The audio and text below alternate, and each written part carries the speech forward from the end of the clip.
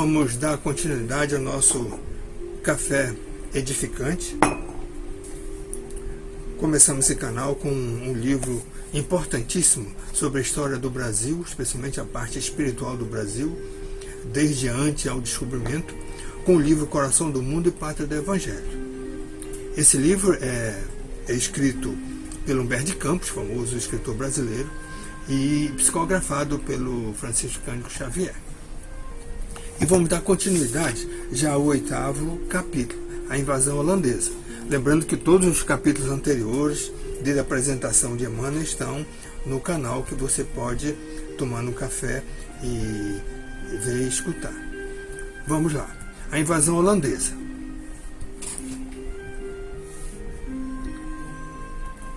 Se a raça negra eram impostas as mais dolorosas torturas nos primórdios da organização do Brasil, não menos sacrifícios se exigiam dos indígenas, acostumados à amplitude da terra, propriedade deles.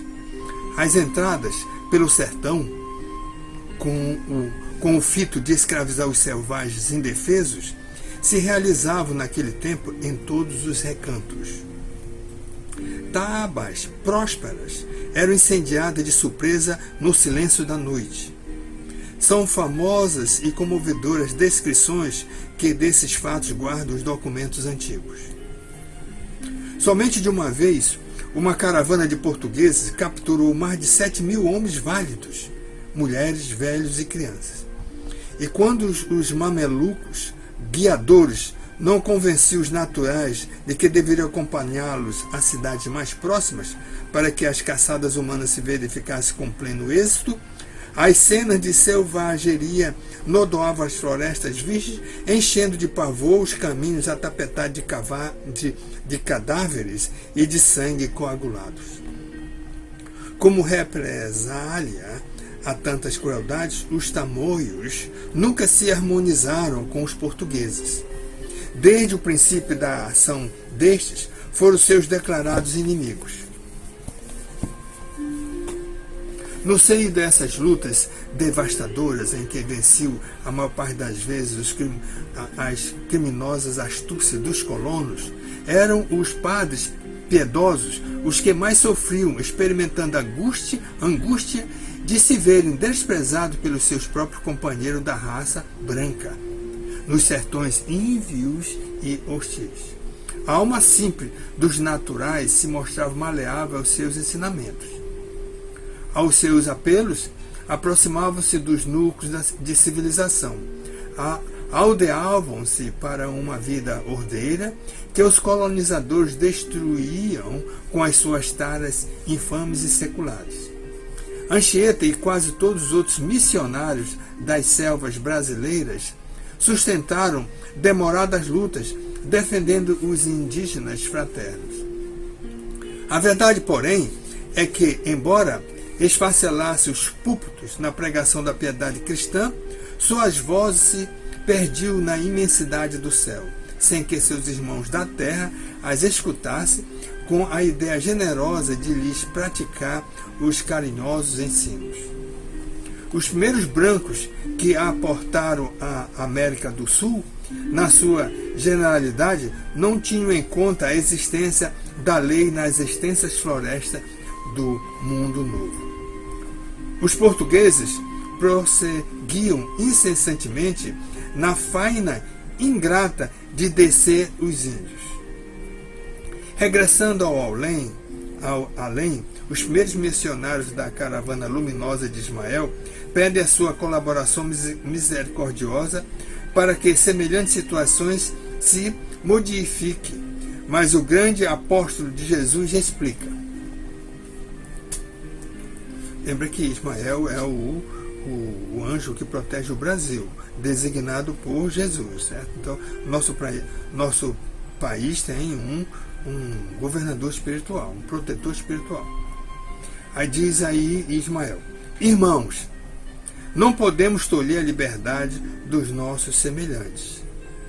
Não sou indiferente a esses movimentos hediondos, nos quais os índios, simples e bons, são capturados para os duros trabalhos do cativeiro. Esperemos no Senhor, cujo coração misericordioso e augusto agasalhará todos aqueles que se encontram famintos de justiça.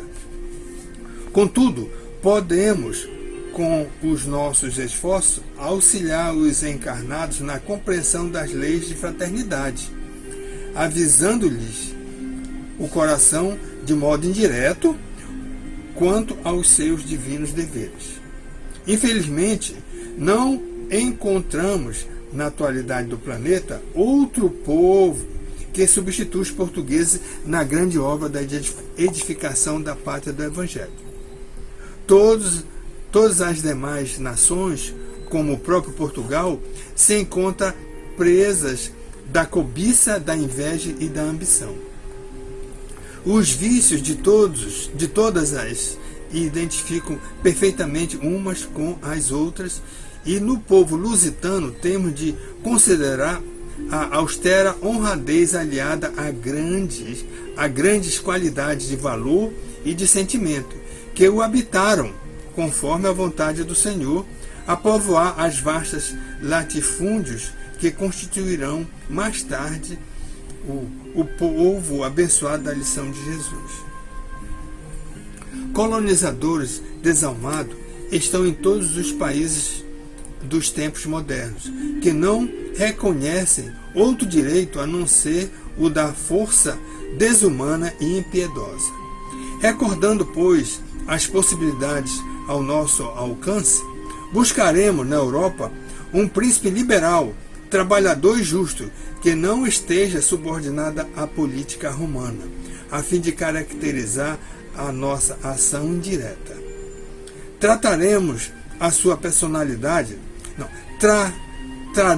sua personalidade de administrador para a parte mais flagelada da nossa pátria, a fim de que seus exemplos possam servir aos que se encontram na direção das atividades sociais e políticas da colônia e beneficiem de maneira geral a nação inteira.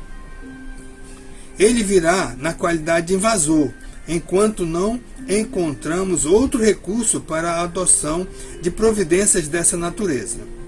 Mas a sua permanência no Brasil será curta e eventual, apenas durante os anos necessários a que suas lições sejam prodigalizadas aos administradores da nova terra.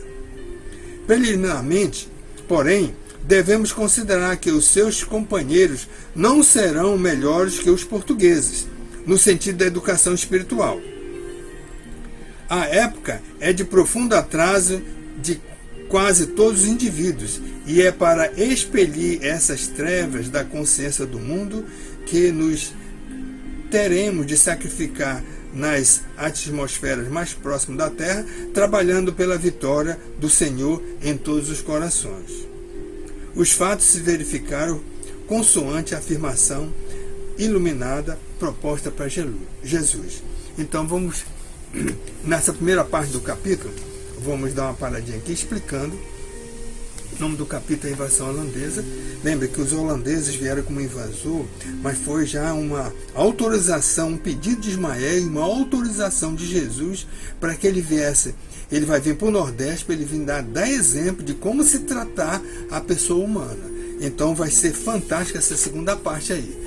Por enquanto, vamos ficar com essa primeira parte. Não perca a segunda parte.